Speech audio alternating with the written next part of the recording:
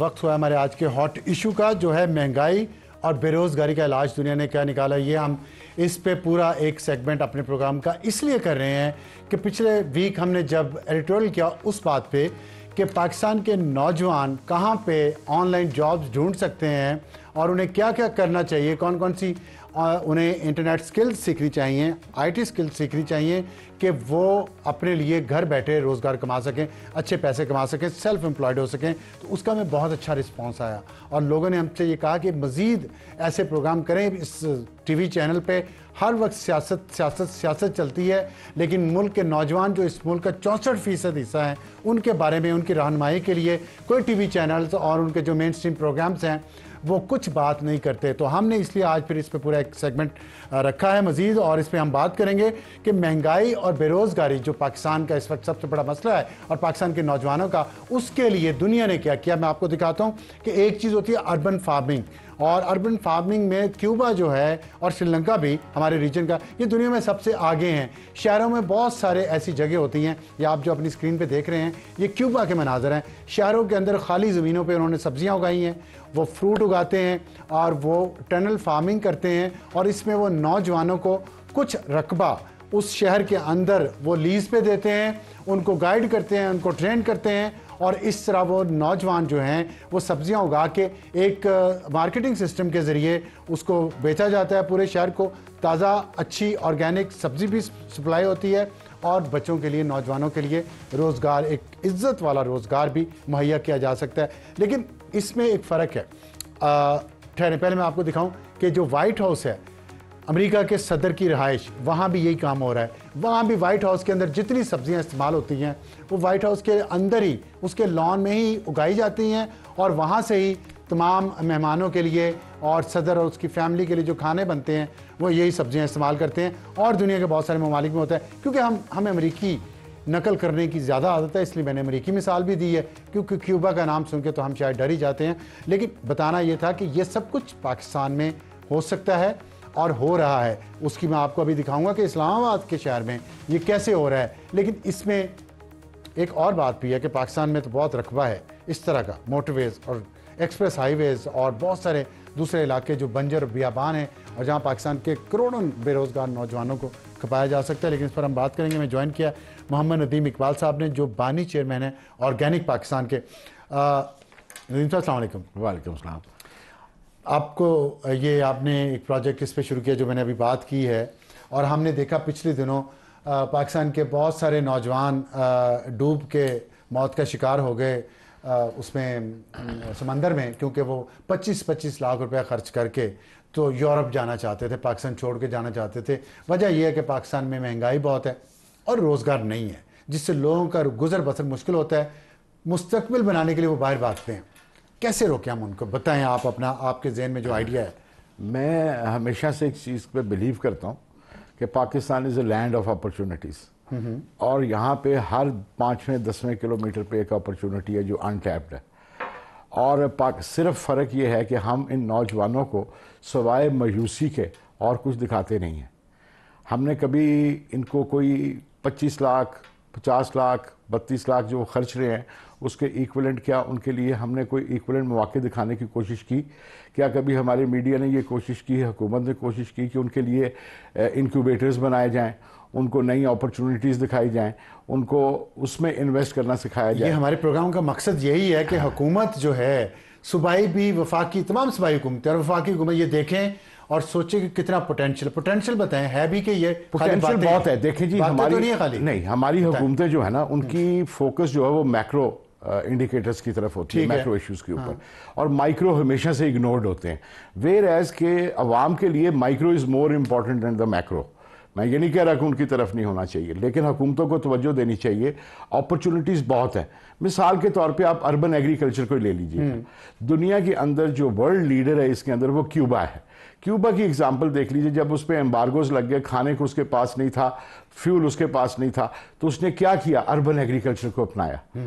हवाना क्या है urban agriculture? हवाना urban agriculture ये है कि शहरों के अंदर अपनी सब्जी उगाती है। ये एक ख्याली पुलाव नहीं लगता? नहीं, ख्याली पुलाव नहीं है, बिल्कुल नहीं, ये ख्याली पुलाव। कैसे? क्यूबा जो है और दुनिया के दूसरे ममालिक जो है इसको अडॉप्ट किए हुए हैं। इससे सक्सेसफुल मॉडल सिंगापुर में सक्सेसफुल मॉडल है, श्रीलंका में है, दुनिया के तकरीबन तमाम ममालिक में, अफ्रीका के अंदर बहुत पॉपुलर मॉडल है। खैर ये बहस एक साइड पर रही। बात यह है कि हम क्यूबा जो कि मार्केट लीडर है, वर्ल्ड लीडर है, उसकी एग्जाम्पल लेते हैं। तो क्यूबा जो है उसका शहर का हजम जो है, उसकी पॉपुलेशन डेंसिटी हमारे से बहुत ज़्यादा है। अच्छा। ज़मीन बड़ी कम है, जबकि एज हमने इस्लामाबाद के साथ कंपैरिजन किया है। सार साहब हमें 20 साल हुए हैं इसको रिसर्च करते हुए, 20 ईयर्स मेरे इसमें हैं। 20 साल में हमने हर फार्मूला निकाला है, हर कोई को देखा। हमने 10 मरले के घर में, 5 मरले के घर में, 2 कनाल के घर में, 4 कनाल 5 कनाल के फार्म, हर जगह इस मॉडल को अप्लाई किया है। आप कभी इस्लामाबाद में घूमते हैं, आपने कभी देखा कि कितनी ज़मीन जो वो बियाबान पड़ी है? ये आपका ये आइडिया कि ग्रीन बेल्ट जो है, ग्रीन बेल्ट सड़कों के दरमियान जो है मेडियन, उस पे भी लग सकती है। उस पे भी लग सकता है। अपने घर के बाहर जो खाली जगह है, दीवार के बाहर, वहां भी, अंदर भी। तो कैसे ये इसका फिर देखिए, फर्ज करें, मैं एक सवाल है मेरे जहन में आता है, तमाम इस्लामाबाद की बात कर लें फिलहाल, दूसरे शहरों में भी है ऐसा। इस्लामाबाद में अगर तमाम घरों ने ये सब्जियां उगानी शुरू कर दी अपने अपने घरों के बाद, जहाँ ज़मीन काफ़ी है, तो फिर वो जाएंगी किधर इतनी सारी सब्जियां? देखिए जी, एक तो उसकी अपनी कंजम्पशन है। इसका जो स्केल है ना, उसको सिर्फ घरों तक ना रखें। वो किचन गार्डनिंग से हमें बाहर सोचना है। Urban agriculture is more than A kitchen gardening. Kitchen gardening एक और चीज़ है। ये हम बात कर रहे हैं जो शहर इस्लामाबाद की वेस्ट लैंड्स हैं। आपके पार्क्स में वेस्ट लैंड्स है, आपकी ग्रीन बेल्ट्स हैं, आपकी साइड बेल्ट्स हैं जो कि वीरान पड़ी हुई हैं। क्यूबा ने ये मॉडल लिया। क्यूबा में आप जाएं हवाना में, तो हवाना में आप घर से बाहर निकलते 2-3 किलोमीटर का पैच जो है वो 2 नौजवानों को दिया हुआ उन्होंने। अच्छा। वो वहाँ पे सब्जियां उगाते हैं, फ्रूट उगाते हैं, और वहीं पे उनका एक छोटा से झोंपड़ में उन्होंने, उनके बूढ़े माँ बाप बैठे हैं, वो बेच रहे हैं। ठीक। तो लेकिन इसको कोई और ज्यादा ऑर्गेनाइज तरीके से मार्केटिंग हो सकती है जी, कि सब जगहों से इकट्ठी करे एक गाड़ी, कोई मार्केटिंग कंपनी हो, वो उठाए उनका सामान एक गिवन रेट पे, और वो एक मरकजी जगह पे जाके ना सिर्फ पूरे शहर को सप्लाई हो, अगर ज्यादा हो तो एक्सपोर्ट भी हो सकता है। देखें 3 लाख लोग हवाना के अंदर एम्प्लॉयड हैं। अच्छा। अर्बन एग्रीकल्चर में। हवाना की आबादी कितनी है? जी, हवाना की 2 मिलियन। 20 लाख में से 3 लाख हवाना, क्यूबा का जो दारुल खुलाफा है, उसमें 20 लाख की आबादी में 3 लाख का रोजगार ये सब्जियां हैं। सब्जियां शहरों में उगा के। जी, 45 to 100% वेरियस ईयर्स में अप डाउन होता है। वो अपनी हवाना, अपनी प्रोडक्शन जो है सारी सब्जियों की लोकल लेता है। अब देखें, आपका फॉरेन एक्सचेंज वेस्ट होता है। कभी आपने इस मुल्क में, मैं खप गया हूं, देखूं कहीं से मुझे पता चले कि इस मुल्क के फूड माइल्स पे किसी ने कोई स्टडी की है? कुछ नहीं मिलेगा आपको। आज तक हमने ये गौर ही नहीं किया कि हमारी वेजिटेबल्स कितनी फूड माइल्स ट्रैवल करके आ रही हैं। फूड माइल्स क्या होते हैं? फूड माइल्स ये होते हैं कि आपका फैसलाबाद में सब्जी फैसलाबाद से इस्लामाबाद में बिक्री 260 किलोमीटर हो गए। 60 किलोमीटर हो गए, तो ये फूड माइल, ये फूड माइल, इतनी दूर से खुराक आ रही है, सफर करके आ रही है। अब उसके ऊपर आप फॉरेन एक्सचेंज में डीजल और पेट्रोल और पेट्रोल और फिर महंगाई भी बढ़ रही है। गाड़ी की वेट रोड का इस्तेमाल, जी, बंदे का टाइम जो लेके आता है, लेके जाता है ट्रक। एग्जैक्टली। ठीक। अब इसी तरीके से महंगाई को कंट्रोल करने का वाहिद हल ये है कि एग्रीकल्चर सारा खर्चा सब्जी, सब्जी आपके हर सेक्टर की सब्जी उसी सेक्टर में से उग रही है। आप घर से निकलते हैं, सामने वाले पार्क में, ग्रीन बेल्ट में जाते हैं, और वहां से आप अपनी सब्जी लेते हैं जो कि ऑर्गेनिक है। क्यूबा ने जब ये मॉडल किया तो हेल्थ, मैं जब कहता हूं कि इसमें 3 एड्रेस होते हैं इश्यूज, महंगाई, गुर्बत और बेरोजगारी, और तीसरी हेल्थ। तो क्यूबा के अंदर जब उन्होंने ऑर्गेनिक यूज करना शुरू किया तो डायबिटीज और हार्ट पेशेंट जो थी, बीमारियां थी, इसमें ड्रॉप आया। तो आपको एक तो ऑर्गेनिक न्यूट्रिशियस फूड मिल रहा है, फ्रेश फूड मिल रहा है, घर के दरवाजे पे मिल रहा है, कॉस्ट ऑटोमेटिकली कम आ जाती है बिकॉज उसके अंदर फूड माइल्स, ये वो सारा आड़ती, ये सारा सिस्टम खत्म हो जाता है। अच्छा, मैं इसको थोड़ा आगे ले जाना। अब एक मैं इसमें बात कर दूं। आपने कहा कि लोग कैसे, 3 लाख लोग जो हुए उसमें क्या है, वैल्यू चेन क्रिएट होती है। वैल्यू चेन कैसे? इसके अंदर ग्रोअर है, जो यूथ है, यंग 2 लड़के ग्रो कर रहे हैं, एक लड़के ने आगे से उसकी डिस्ट्रीब्यूशन मार्केटिंग ली हुई है, ठीक है। तीसरा प्रोसेसिंग। आप सिर्फ इस्लामाबाद के अंदर हर्ब्स लगा दें, मिंट लगा दें, और उसके अंदर आप यहाँ पे इतने लोगों को एम्प्लॉय कर लेते हैं जो उसको ड्राई करेंगे। आपको पता है आपकी जितनी फार्मास्यूटिकल कंपनीज हैं जो कि बनाती हैं ये अद्वियात खांसी वगैरह की, वो ये सारी हर्ब्स जो हैं और ये सारी जो मिंट वगैरह ये इंपोर्ट करती हैं। नहीं देखिए मैं आपकी बात से एग्री तो करता हूँ, लेकिन इशू ये है कि ये ग्रो को होना भी शुरू हो गई, उसको इकट्ठा करना, उसको मार्केट में लेके जाना और एक source of income banana regular, इसके लिए एक मैकेनिज्म चाहिए जो गवर्नमेंट की पॉलिसी के बगैर मुमकिन नहीं है। मैकेनिज्म चाहिए तो और पायलट प्रोजेक्ट बने। क्या हुकूमत के जितने दिमाग हैं उनमें सब में किसी में ये आइडिया नहीं आया?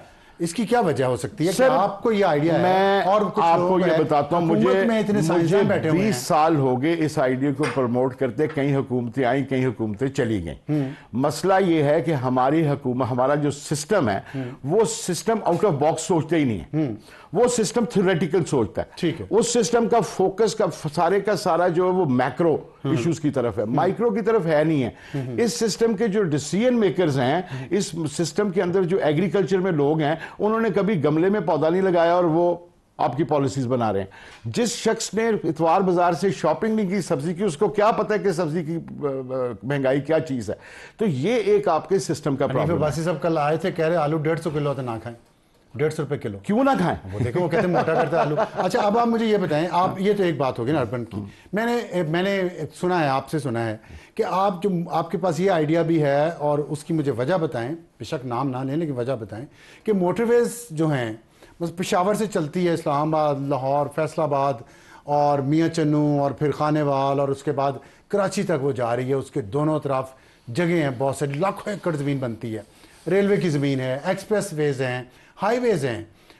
आप बताएं वहां पे क्या मसला है? सफेदे के दरख्त तो हम देखते हैं सर, और उसका नेमुल बदल क्या है सर? और क्यों नहीं हो रहा? मसला ये है सर कि आपकी रेलवेज की साइड बेल्ट्स और आपकी हाईवेज और मोटरवेज, आपके जो हमसाया मुल्क है और दूसरे ममालिक जो हैं उनके अंदर बकायदा का नाम लें, शर्मा क्यों रहे हैं? इंडिया में बाकायदा तौर पे आपका जो है मोटरवेज हाईवेज की हॉर्टिकल्चर पॉलिसी अलग है।